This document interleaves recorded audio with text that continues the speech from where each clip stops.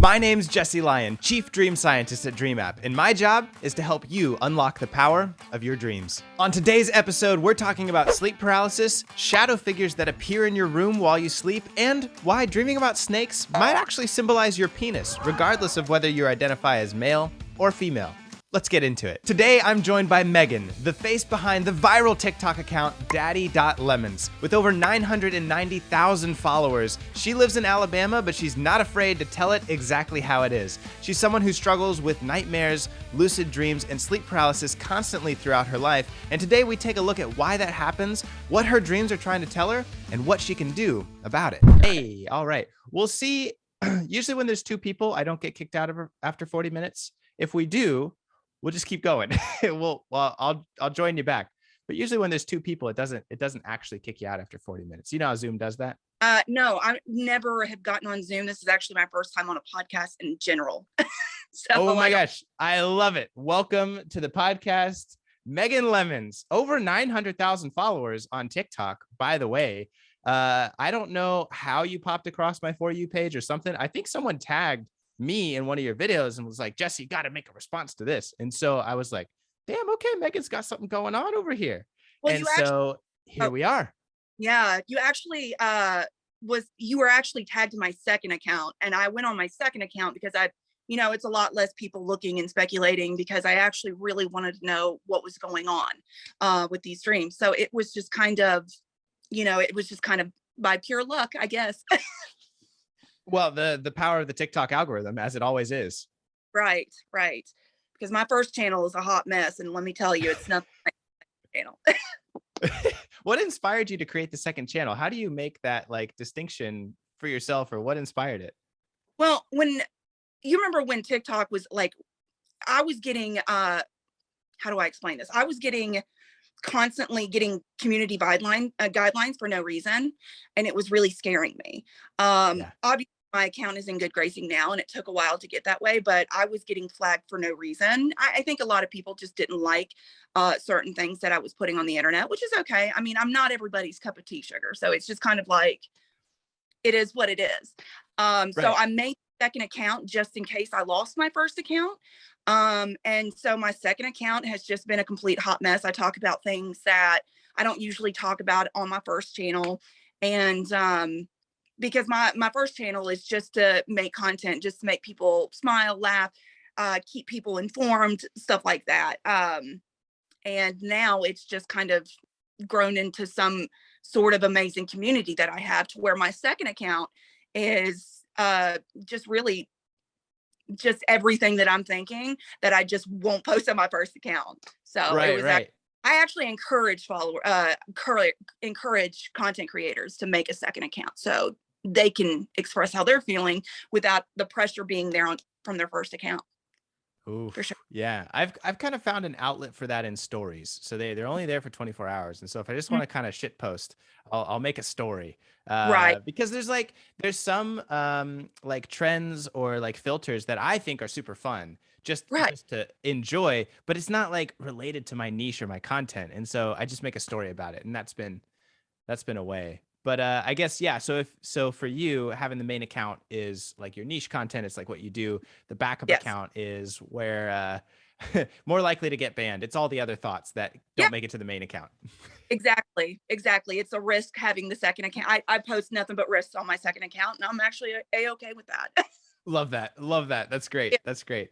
So, well, we're not here necessarily to talk about shop on TikTok. We're here to talk a little bit more about dreams and stuff. Can you Megan, introduce for us a little bit your background, what it is that you do, and what it is that is your niche on TikTok?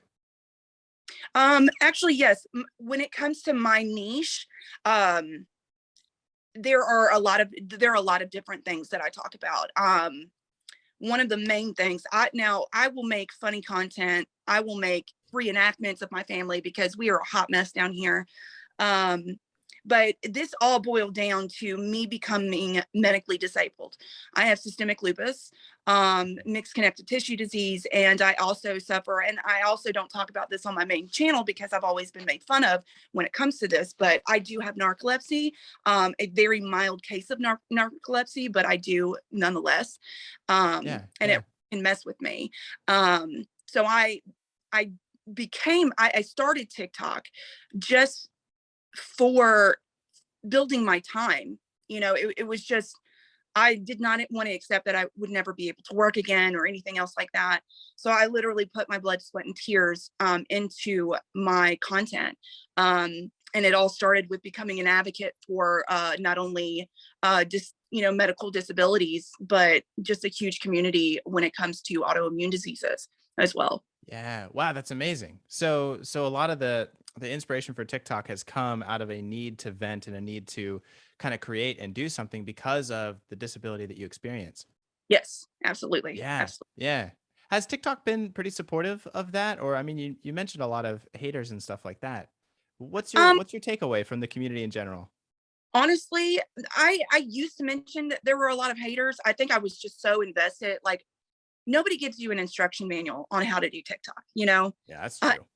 does. And so when people come in and they just do not like you for no reason, you kind of are always like, well, what did I do? What have I done to perceive this hate or anything else like that?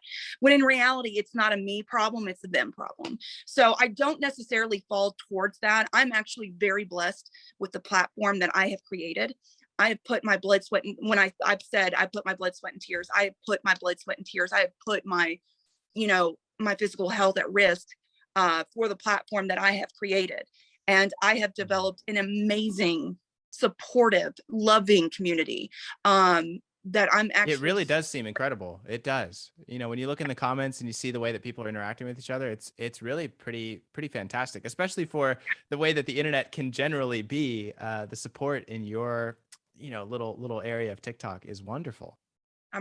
yeah, I'm pretty blessed. I mean, anytime I needed help you know, um, or loved ones of mine, for instance, my best friend JoJo, she died of colon cancer October 11th of last year. They helped her. They have helped me in more ways than one, and I've always been truly grateful for them, because they have gotten not only me through physical and mental situations. Mm, They got people that I love and care that they didn't even know out of mm. stressful situations. And I'm just incredibly blessed. Incredibly. Wow, that's Yeah. amazing.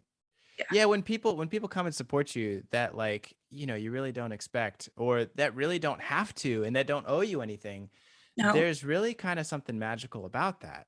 no. I oftentimes feel the same way. It's like, man, I'm just a guy, and then here's all these followers who have found a voice by the content that I'm creating, and the same Yeah. for you, and they rally behind it, and there's a way to connect people together who care about the same type of things. I don't know, man. I feel overwhelmed. I don't deserve it, but Right. I'm No. really glad that I can give back in that way. And see, and that's what is so amazing. It's like the algorithm. It's just like I've noticed your platform to where it's just like, wow, 1.5 million followers.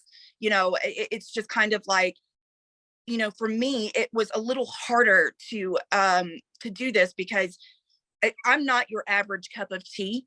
You know, I Sure. am. People either love me or they hate me. And that's just one of the things that I am just a-okay with. It's just doesn't bother me. But the TikTok algorithm loves uh, uh, emo looking, good looking men. So it's just kind of like, hello. So you're like the entire pack. Ah, I So was it's just thinking kind of, emo in general. I didn't know you were gonna say men, but I guess so.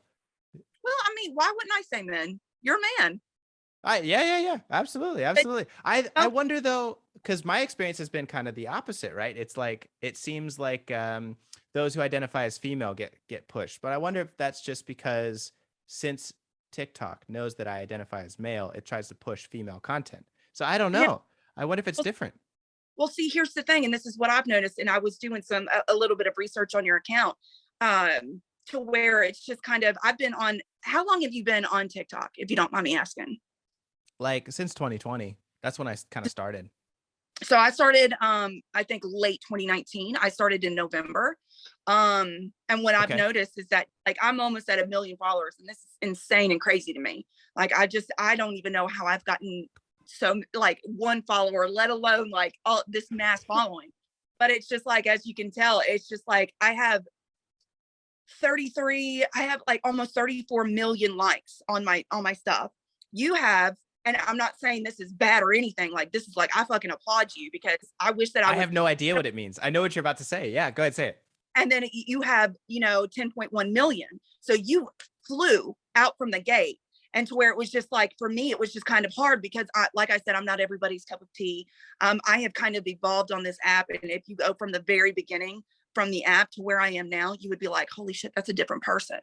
And so it's just kind of insane of just how it is. Like I applaud, like I don't get jealous of that. Like I actually applaud this, and I'm super, super proud of anybody that could, create a platform like this, especially so quickly, you know. Yeah.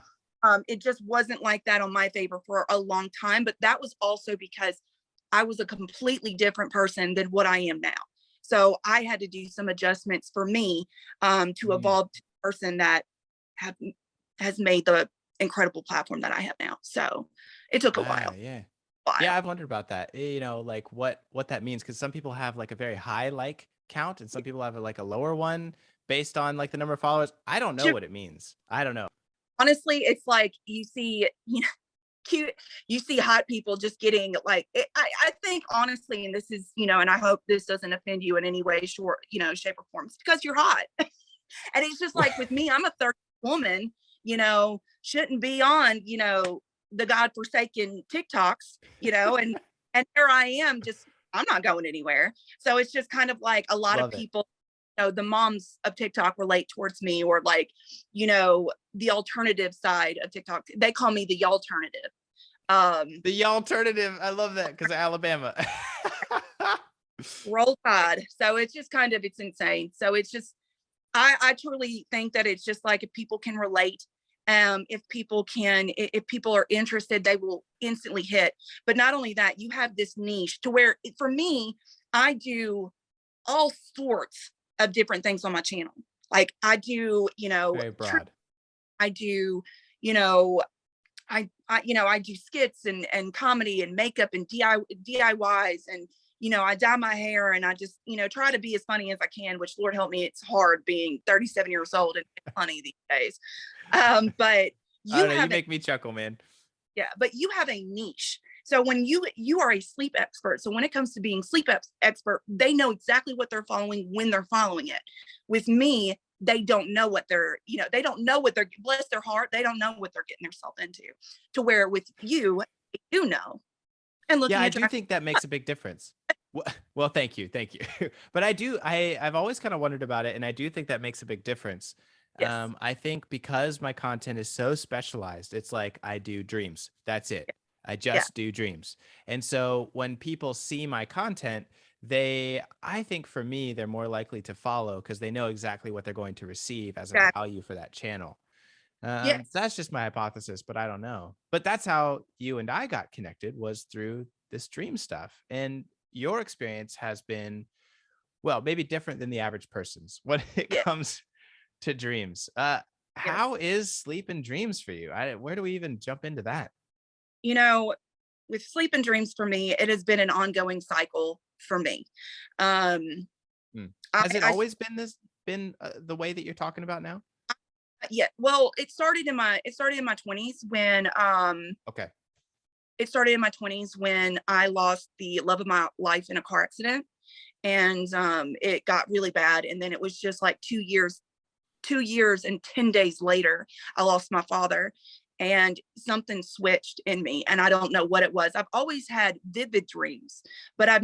I never really experienced traumatic things that have happened until I was about 27 years old.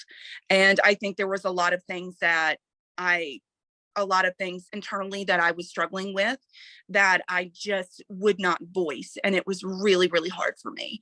And it developed, narcolepsy for me. And it's insane. And I don't Hmm. even know how that neurologically works. I don't know how that comes into Yeah. play. The way that you described that just then sounded like you kind of relate those to each other. All the things that you kept inside kind of escaped into this narcolepsy or developed this narcolepsy. Did you mean that when you said that, or do you have a I different sort of idea about this? I honestly, I don't know at this point.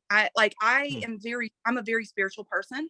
A lot of Yeah. people don't know. And I mean, I do have playlists on my first channel, but I am a I am a clairsentient psychic medium. I am, it's intuitive feeling. I Okay. feel Yeah. energy. Clairsentient. What does that mean for those I, like I me who feel maybe don't know? it's intuitive feeling. So it is, Okay. oh, I feel energies, whether they are both alive or dead. So like a lot of people will get Mm. empath and sentience mixed up. I feel, Huh. yes, I feel every bit of energy when it comes to individuals and their struggles and their pain. I've had to shield myself because it's affected my physical health so much, and I don't know if that comes into play. But I'm actually really interested to deep dive into that. But it was pretty insane for me for years. My sleep, I thought that it was just wear and tear.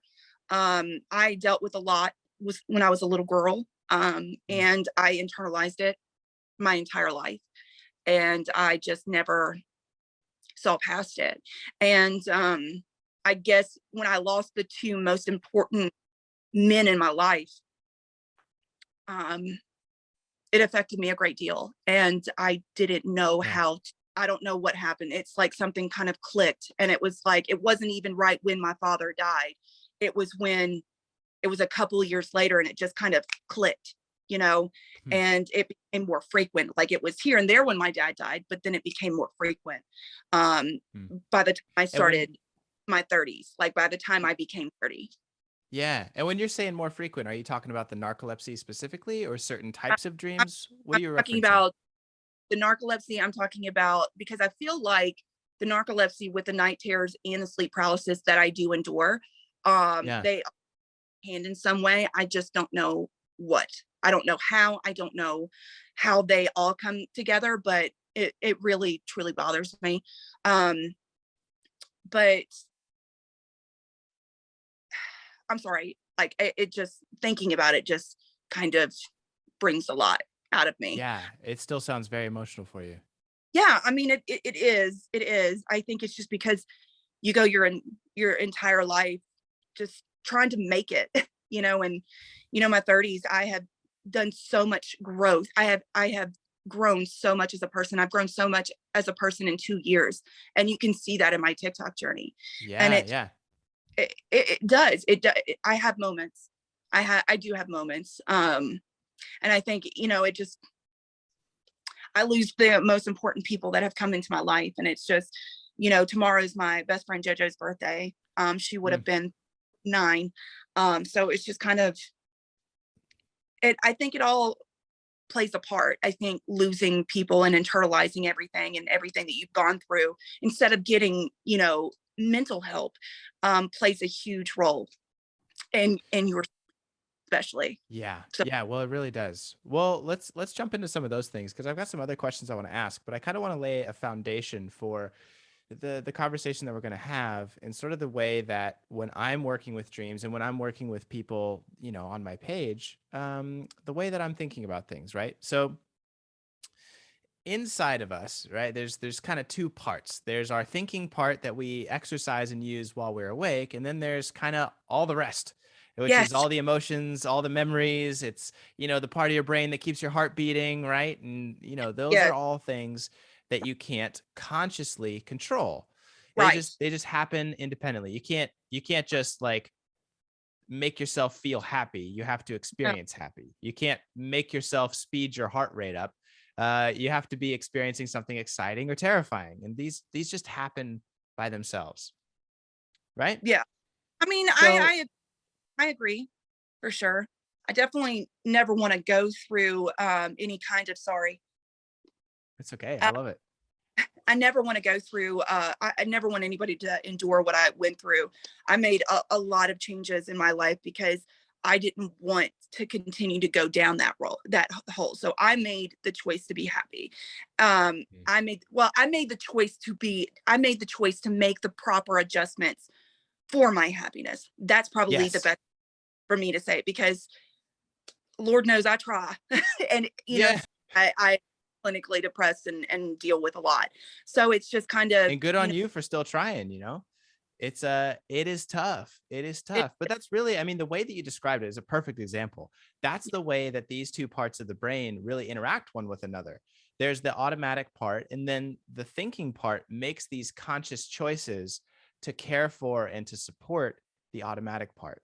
Right. right, So, you can't just snap your fingers and feel happy, but you can make some conscious choices in order to start living and aligning your life with the things that will make it happy. And that's the way that it's supposed to go. But sometimes things happen in life where, our conscious choices are kind of taken away, yeah, right? I mean, if we had the ability to choose, there's probably a lot of things that you would have chosen not to happen the way that they did. I mean, my life too. gosh, yes, in a heartbeat, in a Of heartbeat. course. And so then we're kind of faced with this weird opportunity, right? With this weird sort of situation where we have to react to something that is totally outside of our control.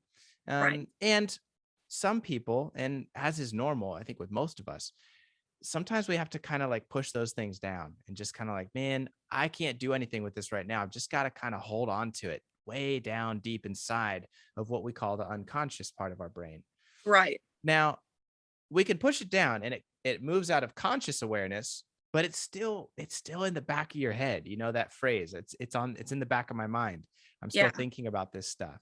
And so if things kind of rest in there without being fully kind of made sense of or fully integrated into who we are, they can cause some reactions in our dreams. Now the Right. reason for that's very interesting. When we're sleeping, the conscious part of your brain turns off. So it no Right. longer can keep those things down. Anything that was in the back of your mind that's kind of like, pressing against the surface to reach consciousness, well, Yes. it's no longer held back. And boom, there it is. And whether it's nightmares or dreaming about your crush or thinking about your ex or, dreaming about a loved one who's passed away, it all just comes rushing forth. I truly wish that it was nothing about my ex. It was all about my exes because Lord knows I've gone through it. I wish my dreams had, were just cookie cutter like that. Um, however, Yeah. What are yours like? Tell me a little bit. What do you experience when you're experiencing dreams? What well, comes I've forth? with the sleep terrors and the because I was having sleep paralysis. I started having that um very consistently at the age of 29. I would have sleep paralysis or a night terror 3 times a week and or a night terror 3 times a week. I've gone and saw sleep specialists. They have helped me to where we discovered that I do have a form of narcolepsy, like a mild case of narcolepsy. And Yeah. um, there's just a huge stigma on narcolepsy that a lot of people just don't understand, and I can't force them to understand. They can just think, stereotypically, but it's not what everybody thinks that it is. So typically my dreams, I've always been a very vivid dreamer. But the past few years, I was so sick and tired of having these night terrors and sleep paralysis that I would try to take care of myself. I would do guided sleep meditations. I do guided sleep meditations every night. I do sleep hypnosis Yeah. every night because that has actually helped me That's as far great. as night terrors and sleep paralysis. Yes, to where it's like if I do, for instance, a lucid dreaming, one of the things that have actually helped me more than anything are lucid dreaming guided meditations because I can somewhat control what is happening in my dream. Yes. So Yes. So two that is things you said there that are super interesting and I think right on the money for the science of dream interpretation. One is lucid dreaming. So a lot of people don't know, but they will actually teach military veterans how to lucid dream to deal with PTSD nightmares. So this is actually something that's in practice. I don't think a lot of doctors or even sleep specialists really know or use it or advocate for it. But when I talk about lucid dreaming and interpreting your dreams, this is something that we've shown makes a right. huge difference and a huge improvement for people and their mental health. Yeah. Absolutely. Absolutely. It's helped me. And that's why it was just like when you came across that dream interpretation, I had said in the video that I hadn't had a sleep paralysis or a night terror in 3 years. I was actually wrong about that. It was 2 years. I think it had been 2 years or close to 2 years that I haven't had a sleep paralysis or night terror, mainly because I do those guided meditations and I do those sleep hypnosis every night. Because Yeah. when I dream, it's like all the sleep the sleep specialists that I have seen, they have never once brought up lucid dreaming. They have never once said anything. I had to go do my research spiritually, and I did that, and that has worked for me in such a huge way. So when this came out of the middle of nowhere, it, like, when I had this sleep paralysis and then again the next night had a night terror, it completely caught me off guard because I was so used and I was doing so well to where, here I am now, and I'm, on a podcast with you about to explain what happened. Exactly. Well, and what you're saying about the sleep hypnosis and about the guided meditations where you fall asleep, that's kind of the second point that makes sense to me. Lucid dreaming is very helpful. Hold on to that, file it away. But then also, what happens when somebody experiences sleep paralysis or narcolepsy, right? Is the brain is not going through the cycles of sleep in the nice sequential cadence that it's supposed to.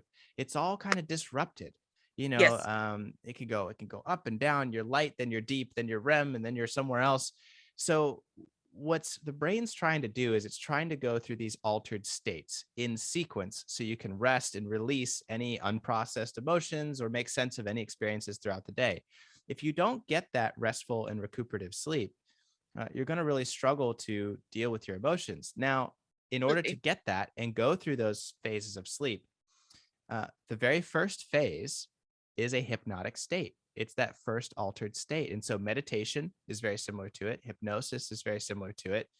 And if you can get your mind to actually concentrate on those things, you'll actually start the sleep cycle off on the right foot.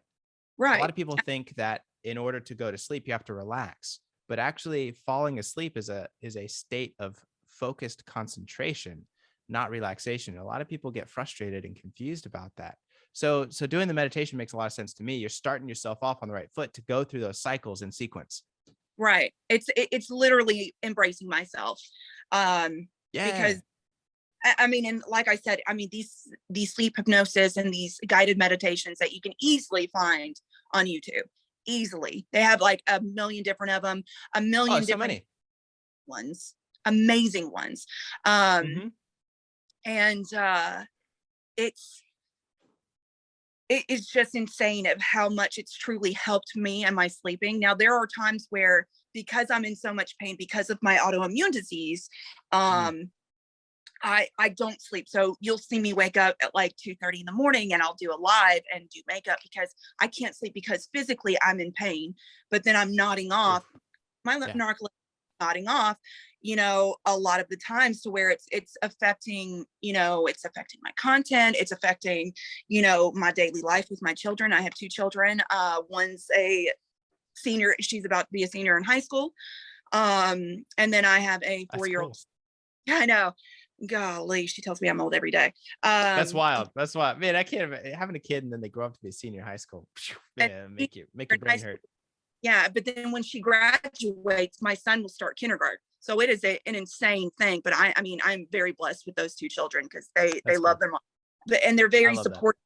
Yeah, I have a very big support group when it comes to my, my sleeping and stuff, because my sleeping is so different than other people's. It like, even my parents, my family doesn't understand the grasp of everything that happens to me truly on a daily basis when it comes to my autoimmune diseases and what I suffer with, mentally, as far as, because I do feel like sleeping and dreams and the narcolepsy falls under a lot of, like, it not only follows neurologically, but it can also follow, mental health aspect.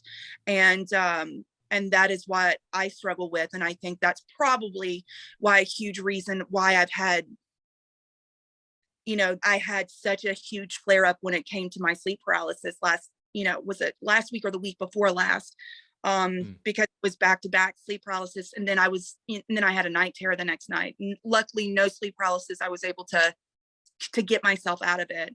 Um, Yeah. Ask me how, because I don't know. Don't ask me how.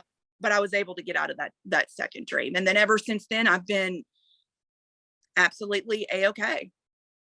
That's great news. So not really sure what fixed it, but it's gone. It's gone for now.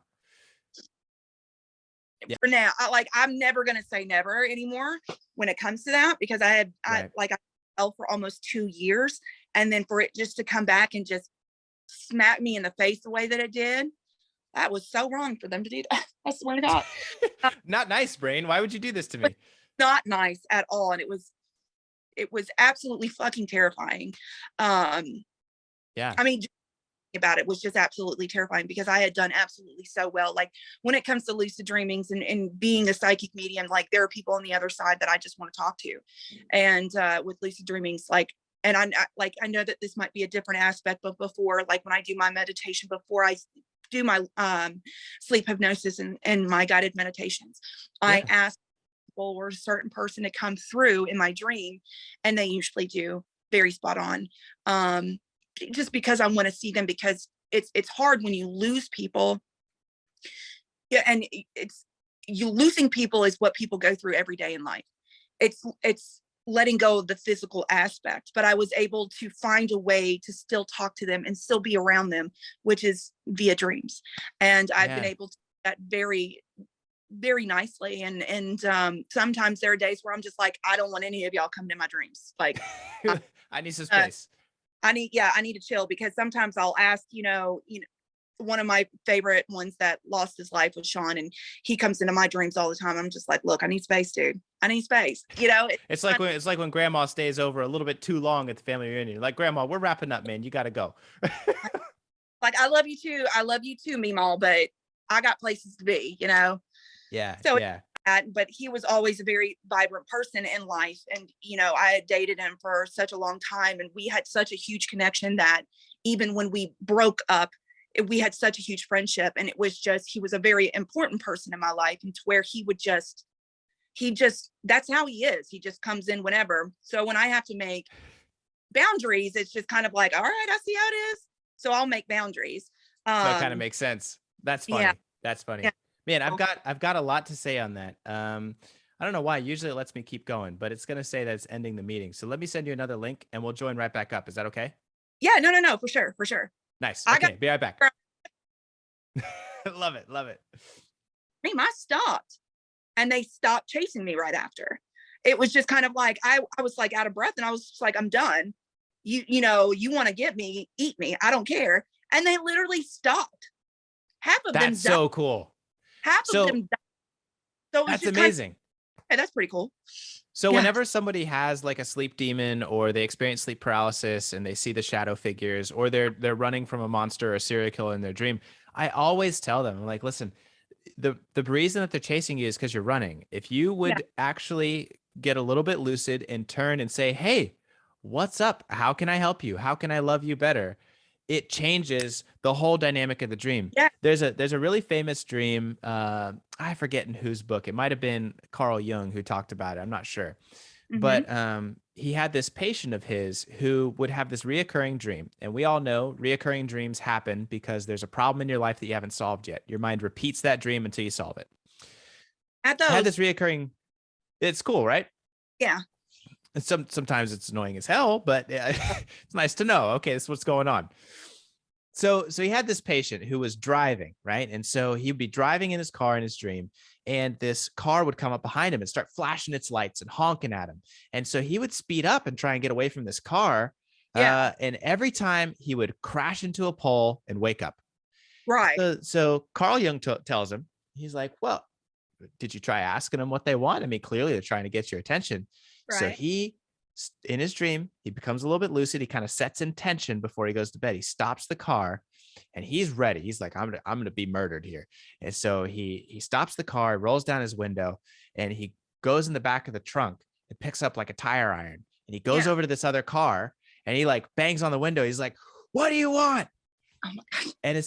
And he window rolls down, and it's a little old lady. And she says, hey, your headlights are out. Be careful. I don't want you to crash. And so it was just this beautiful symbol for exactly what our mind does while we sleep.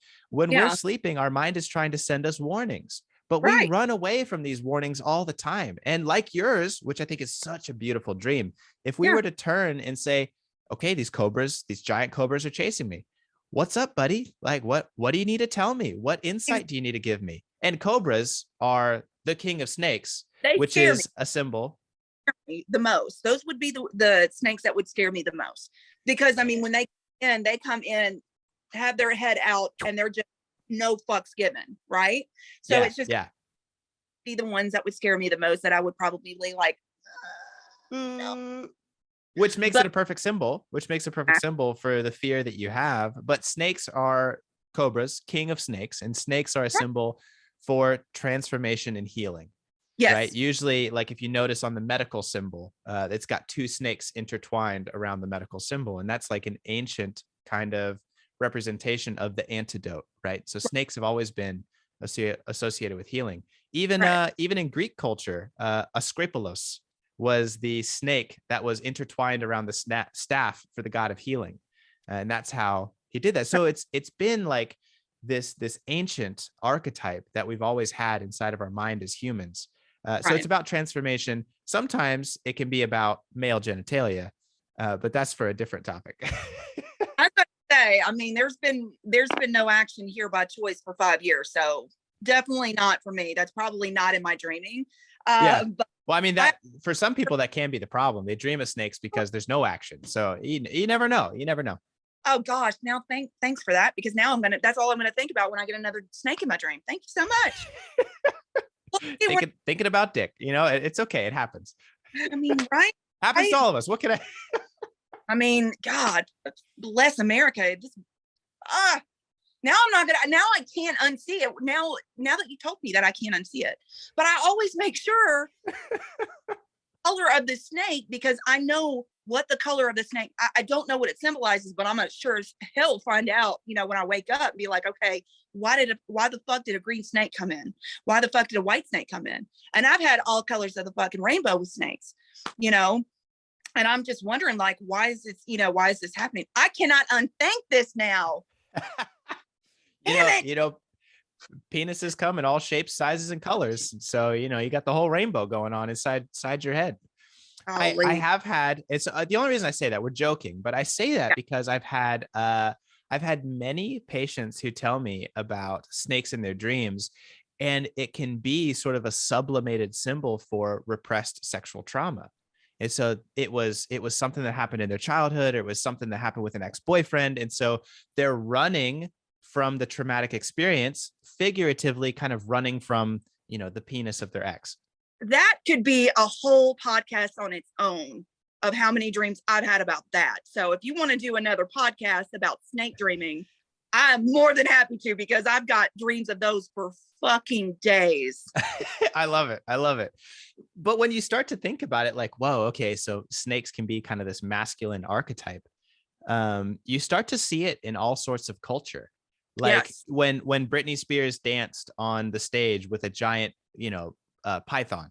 Yeah. Well, what is that? What is that symbolic of? Well, there's Britney Spears. She's the queen of penis. And so it's like, oh, it's very suggestive. She really knows how to. Eyes. Let's not forget this. Not just penis, vaginas too. I agree. But how? Okay, let me ask you a question. If you go by he him, and you like, or you are, lesbian or bisexual or anything else like that, and you have dreams about sexual, would it still come in snakes if you like vagina? Like, how would that even work? Still snake So or taco? usually there's two things with that. It could be tacos. Yeah. About that. You had a dream about tacos? No. Yes. I'm bisexual, so it just kind of like, whatever happens, happens. Just all the things. So here's the other level to it, and a lot of people don't really know this.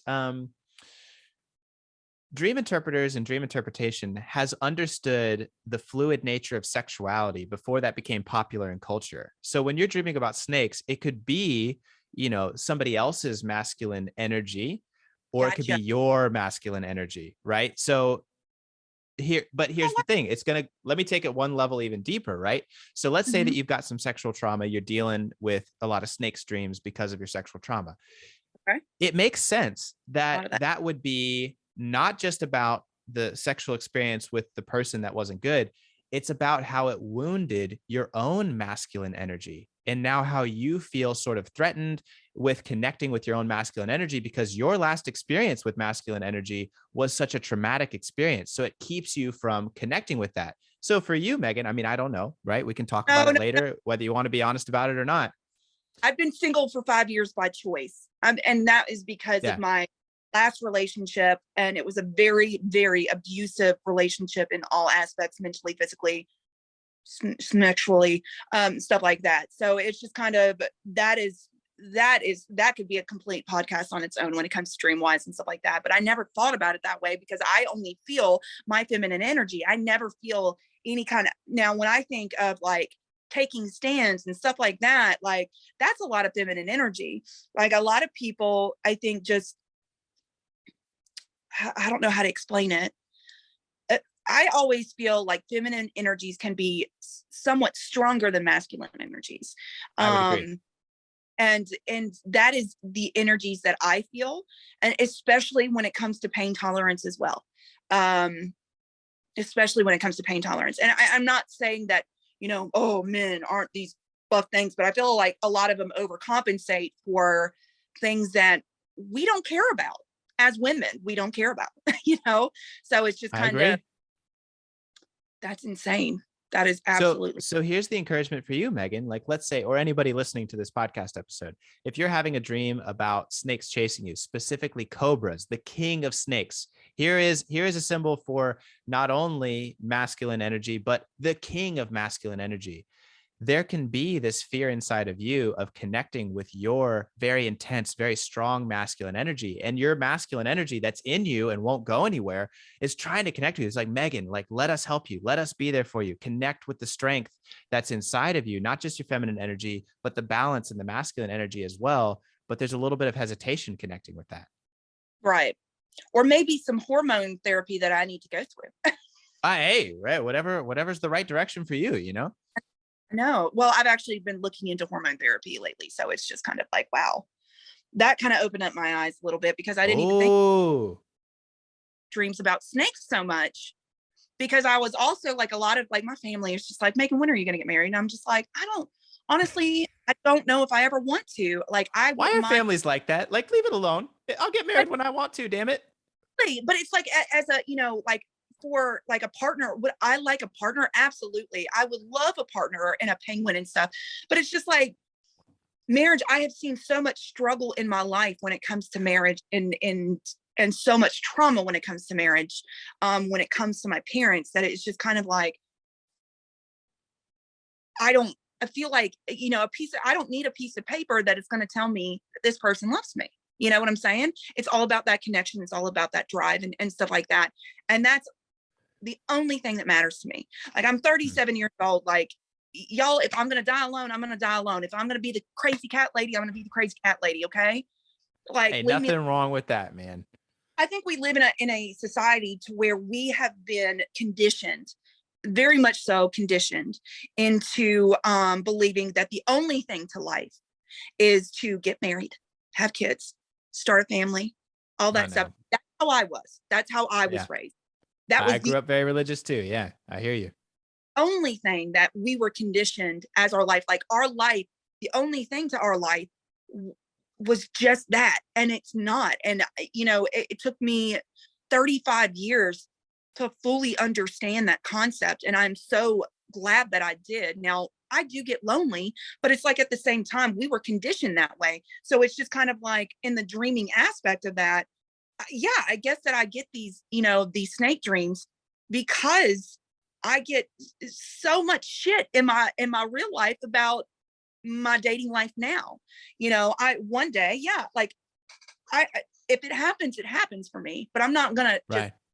have it pushed on me. You know what I'm saying? And I think Yeah. that is the reason why I'm getting these snakes in my dreams all the time. Because when I tell you all the time, it's at least once or twice a week I see a snake in my dream. Makes sense. Well, I hope now that when you see a snake in your dream, you feel encouraged that it's your own masculine side, your own strength that's trying to connect with you. Yeah. It's not your family forcing a snake upon you. Cause that's it, Crazy. that's a lot of what happens with trauma. If we really talk about it, it's like, here's something that is supposed to be good that is subverted and twisted and manipulated into something that's used to harm someone. There's nothing wrong with male genitalia. It's fine. Right. Right. But you can use it inappropriately, just like, you can use anything inappropriately. And so it's like, it would be nice to be able to choose the snake that you want to live with, not Right. to have a snake bite you. Right. That's the dynamic shift. As we were having this conversation, and actually, since we're talking about dreams and on topic, I'm sitting here and I'm looking at this tattoo. This tattoo was an entire dream that I had. Show it off. Let's see it. Let's see it. Well, I had gotten this, and you have to excuse my arms a little bit because they're a little flabby right now. But no. Body positive. No shame. No. I got this dream. I had this dream in 2010 when my daughter was really sick. She's better now. She's happy-go-lucky. She's so much better. But I had gotten this, and right now it's a meadow going into the sunset. Wow. And instead of Midnight Sky, I did Van Gogh Starry Night because Van Gogh is my favorite artist. But you see the forget-me-nots because in this dream that I had, I was in a meadow and you can see small little flowers. It's beautiful. Can you believe I got this almost 12 years ago and the color in it? That was 12 years ago? Wow. You put a lot of sunscreen on, or they did a great job, or both. Well, I'm allergic to the sun, so I use a lot of SPF 50. I always use SPF when I go out. So especially when I PSA, wear sunscreen, keep your tattoos safe. It's worth it. I go to Orlando, when I go to Harry Potter World and stuff like that, because I have season passes and stuff. So it's just kind of we gotta go. I know. I love it there so much. Next podcast in person. Right? Oh my gosh, that would be amazing. But this dream was when she was really sick, and these are forget-me-nots, because in this meadow, I'm sitting here and I'm looking at how beautiful the sky is, and I'm looking at all the stars and stuff like that. And I look, and there are these beautiful blue flowers. And I went and I woke up and I was just like, holy shit, this dream was so vivid. Let me look up what these were. And I went to look, I had a flower book and I was looking, and they were forget-me-nots. And I was just like, I have to make this into a tattoo. And this is an actual dream tattoo that I've had. Wow. It's beautiful. Not forget the moment. And so for you, that dream meant don't forget the moment. Yes. Do not forget the moment. Do not forget to just don't take life for granted, because you've got to live in the moment, because you never know what is going to happen. That makes so much sense, because the interpretation for field is about fertility and opportunity. It's about it being a rich soil. And then the sky is about your hopes and dreams and aspirations. So with the flowers being, kind of a gift and fertile as well, you put those all together. It's like, here's a fertile ground for your dreams and aspirations. Right. Don't take this moment for granted. Isn't that insane? I completely it I'm thinking about it, because I always just lotion it up and stuff, but it's just kind of like thinking about this now. I have a dream tattoo from 12 years ago. It's insane to me. So, that's very cool. Dreams are in a nutshell. So it's just kind of like, I can control the dream. I can control the aspects. We talked about snakes. We talked about, I'm able to control and be able to manage my dreams on a regular basis. So that is it in a nutshell of the dreams that I have.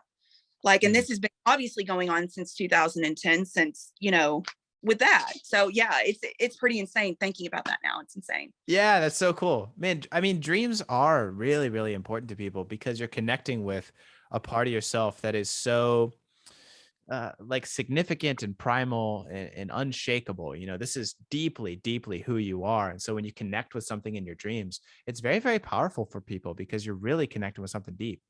Now, I just want to go ahead and make this, and I want to make this abundantly clear. Now, there is a difference for me, as a psychic medium, there's a difference between lucid dreaming and astral projection. Now, astral projection is another sort of crazy rambition that I feel like are other dimensions. That is something that that's a different thing and a different topic for probably another different podcast. But for me, I have to say that lucid dreamings are completely, totally different than astral projection. So when I'm talking about these dreams, I'm talking about lucid dreaming. I am no way, shape, and form talking about astral projections, jumping dimensions, or anything else like that. So I want to make that on your podcast in case one of my followers go and watch and they're just like, wait a second. I just need to make that abundantly clear. Lucid dreaming and astral projections are two totally different fields in the spectrum, you know. So. Yeah, I've read a little bit about astral projection. I can't really say scientifically I know what it is, because that seems like it's very much the spiritual side. Lucid dreaming is very well documented, very well researched. Astral projection, it's like a different plane and all that, and that's a whole kind of separate thing. So that's from ballpark, and I have to encourage anybody that wants to go into astral projection. You will never, like, for me, I've done it maybe once or twice. And I can't do it all the time. I don't want to do it all the time because it is so much energy and it's so much exhausting. It's exhausting. Oh my gosh. It's like, I saw a TikTok that you had made that you just feel so exhausted and you know, like you basically lived another life, you know, in lucid dreaming, right? Yeah. When astral projection, you are still moving energetically. So it's like you've not really gone to sleep. You are moving still, and you're moving still energetically through time, through dimensions. And you're pulling an all-nighter. Yeah. And so that's why I'm like, I think I'll stick to my lucid dreaming. Thank you. So that's how it is for me. But I needed to make that abundantly clear because it's just like you feel exhausting. Yes, lucid dreaming can make you exhausted. However, a completely different realm than what we're talking about right now. I mean, it's good distinction to be made. It's nothing in comparing to sleep paralysis or night terrors or anything else like that. That is not associated with astral projections at all. Nah, separate thing. Yeah, very cool. No, so. Well, before we wrap up, I wonder if you would share. I know we've been talking about so much. If you would share the picture that you wanted to share and that one dream that you wanted to talk about that happened. What was it, like 2.5 weeks ago now? It was about a week and a half ago, I think. About a week and a half ago. Yeah. Okay. This is the dream that happened, and there were so many things that I had left out in the video. So in this dream, I am in an 1800 old home, and I'm talking about, this is a slave. This was, you know, when slaves were actually, you know, a thing in the 1800s and stuff like that. And I say this because it goes more into detail. It's a very old home, but it's also been managed very well. But it's completely empty. And I'm in the living room, and I have to say this, it was daytime. That I did not put in the video. It was actual daytime. In the living room, carpet was brown. And I remember this because I'm about to get into it specifically. The carpet was brown. And in the corner, I see this little girl.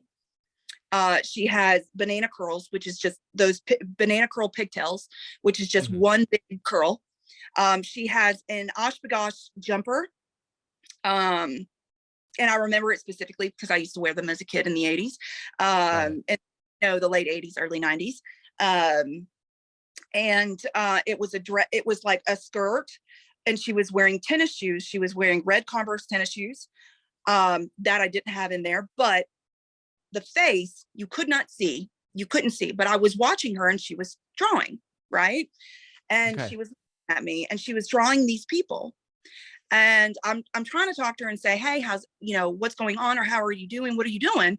And she marks out one of the people that she drew. Well, instantly, and I mean, I feel it physically in life as well, but I feel the pain, and it's in my left hand and my left wrist, and my, you know, like, because I have lupus and MCTD, so there's rheumatoid arthritis in my hand and stuff like that, and I side of my arm and in my joints and stuff like that. But I could actually feel, like, I felt like I was actually feeling it in life, and I felt it after the dream. So I'm running, and I run out of there because I can feel this excruciating pain. And so I go into the kitchen, and there's this island, and she's on the other side of the island. I will remember, and it's still bright as day. It's bright as day. And we're in the kitchen, and she's right there in the corner, still can see plain as day. And I said, please leave me alone. She scratches she scratches the second person that she drew. She drew 3 people. Okay. She scratches the second person. So ominous, very ominous. Scratches the second person, still cannot see her for the life of me. When that happens, the right leg starts going into excruciating pain in my joints.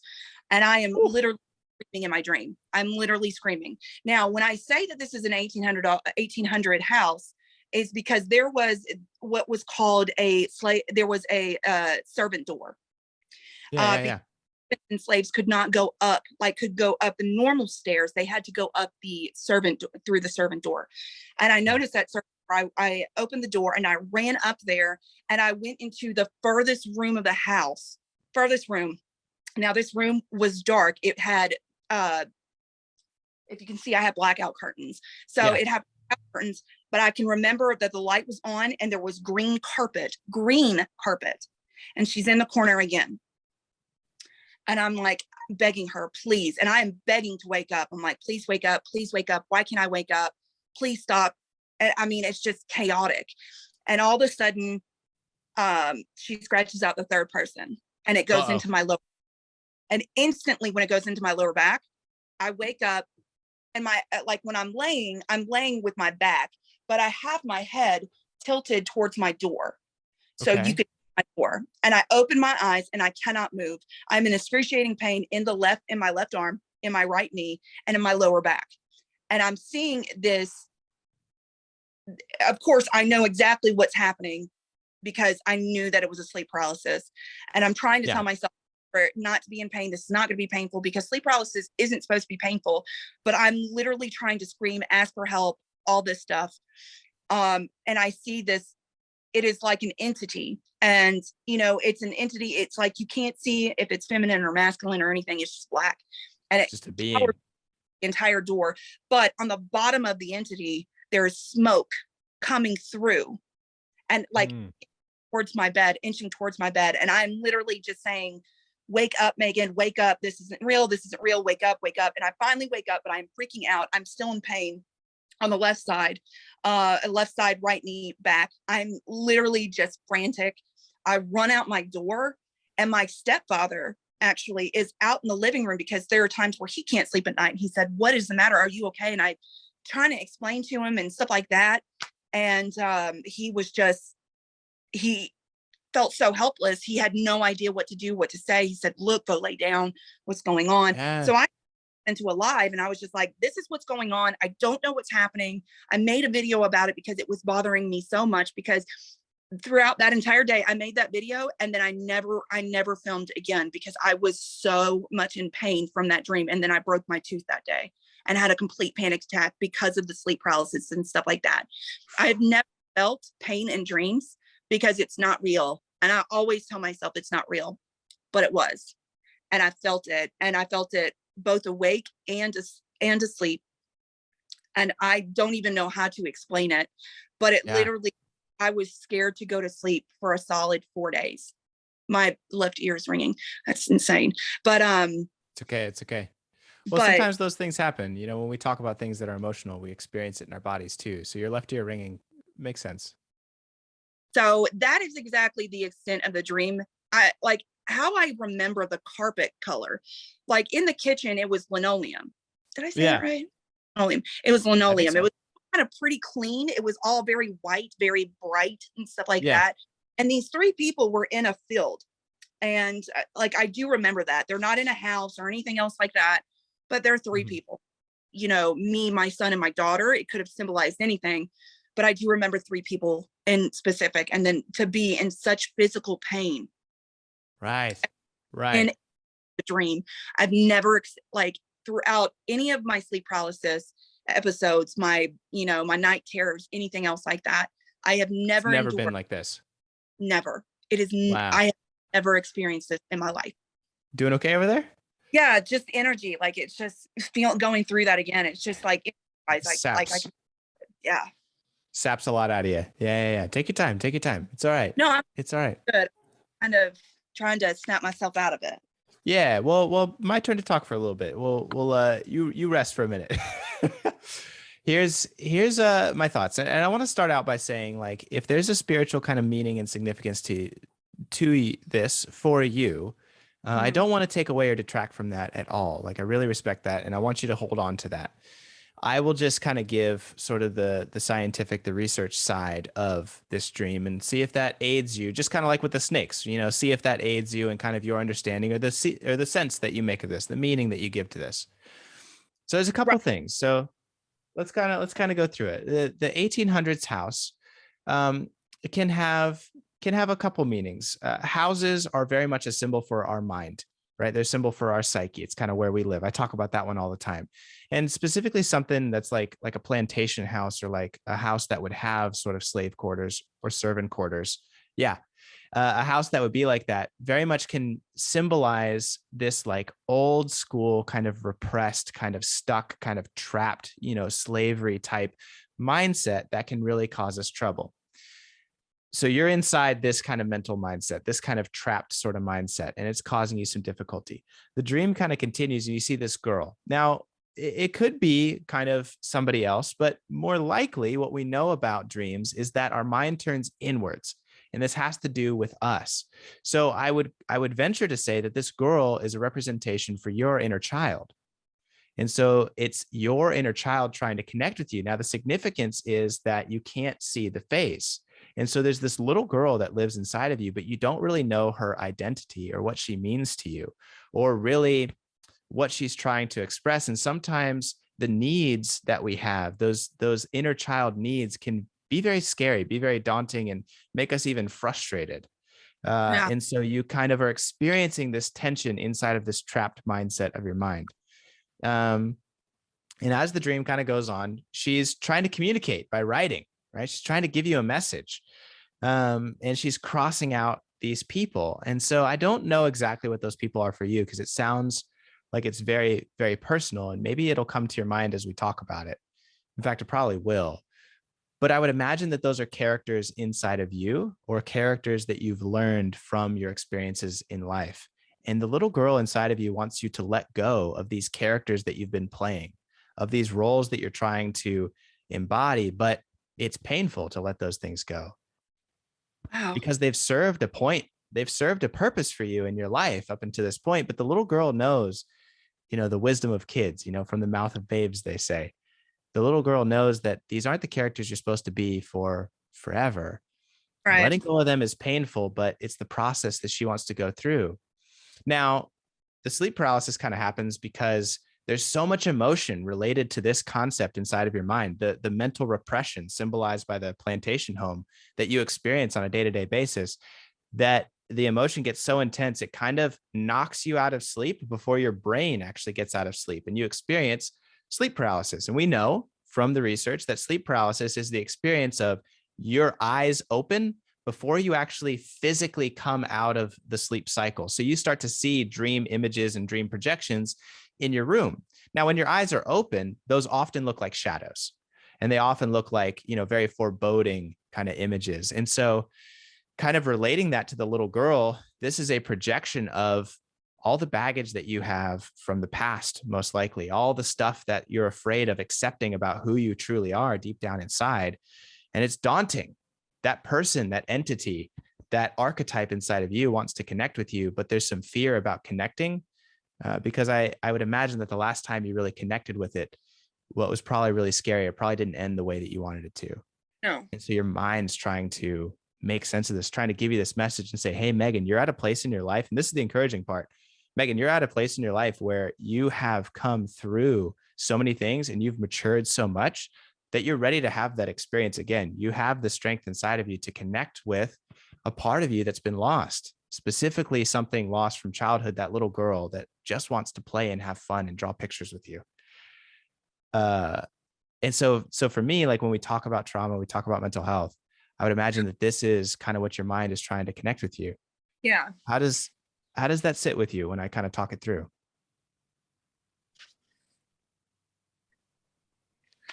God, fuck. I It's see okay. It this. can it can Um, be a little emotional. when I was a kid, I grew up very religious. I couldn't be a kid. It was had to do things a certain way and please people a certain way. And I grew up in a very evangelical church, and it was very, it's upsetting to me even thinking about it because of just the trauma that I went through with it, but the abuse that was, because it was very abusive, very, very abusive. And all I wanted, there were times where I would see things, Yeah. and I was told, that I was lying, or, that it was just a dream and it was all in your head. And I put it in the back of my, head, and just suppressed it because, as that's what we're trained to do, is suppress things, spiritual wise. And It's true. scared. I was scared throughout my entire childhood, thinking I was gonna die or go to hell and suffer an eternal flame, and to where I couldn't be myself. I couldn't come out as bisexual. I didn't come out as bisexual until I was 35 years old. I couldn't truly be myself. And They never accepted your true self. no, I was very much forced into religion, and I never wanted that for myself. I never ever wanted that for myself, and I still struggle with it because my family is very religious. But most of my brother's a pastor. He is very much doesn't preach by law. He preaches by grace. He's actually very great at what he does, and he's very insane, like his preaching and stuff. And I'm so proud of him. It's not about money and stuff like that. I mean, he had connections with Joel Osteen and Kenneth Copeland, and when he decided he was going to preach grace, they shunned him. I believe it. Wow. And my brother has just continued with his preaching, and I'm so proud of him because he was able to finally be able to preach the way he wants to, and not by what the church community as a whole that we grew up in, because we grew up very fearful, very scared, and they are very loving. They accept me for who I am. Like, I came out to them, and they're very accepting. They're very loving. They truly believe sexual wasn't in the Bible, and it was a mistranslation for centuries. And I'm able to be myself now. I think that there are times when I was a child that I just wanted to be that quirky kid that I always knew I was, and I was told I was an idiot, and that you didn't deserve that. I really empathize with that. It's not fair. It isn't fair. It isn't fair. No. I mean, it's just, you are forced. There's a lot of us that were, especially in the 90s, we were forced in religion. We didn't have a choice. And so you see millennials and Gen Z, and you see them now trying to say, okay, well, no more, and that's what I teach my children, just love and humanity. And whatever they decide to believe will be on their own free will, and not be forced. I want them to be a kid and who they are and stuff, because I never got that. And I think that really fucking bothers me. And I just didn't realize that it bothered me until you told me that. Until right now. Yeah. And spiritually wise, I can connect with this as well. I think absolutely. Spiritual makes sense too. And I think dreams communicate on that level, like both the mental health and the scientific, but also the spiritual. I think many of them have dual meanings like that. In the spiritual, like in kind of in the spiritual, I mean, this is also saying, in the spiritual aspect of this, you are not your ancestors. You need to break that generational curse. So that's when it is that is you explaining this to me scientifically is also connecting with me spiritually, because this is saying you need to break the generational curse, which I have been doing for now. So I don't want you to think what you're doing is ever a cop out, because it also will, the way that you interpret it is so beautifully that anybody who doesn't see it and doesn't see how it connects spiritually, even when they are spiritually awakened, if they're a witch, if they're a psychic, a psychic medium like myself, which, I am all three, scientifically and spiritually, it connects.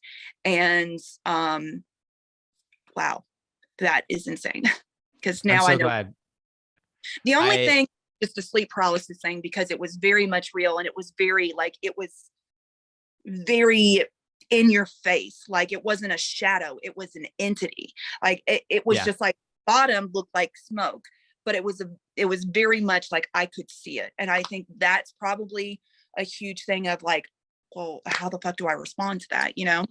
True. And that's where there's kind of this blurry line, like, what you believe spiritually, like you said, what we know from the research is that when you connect people with like electrodes on their head and you track what their brain is doing when they're experiencing sleep paralysis and seeing, it's called a hypnopompic hallucination.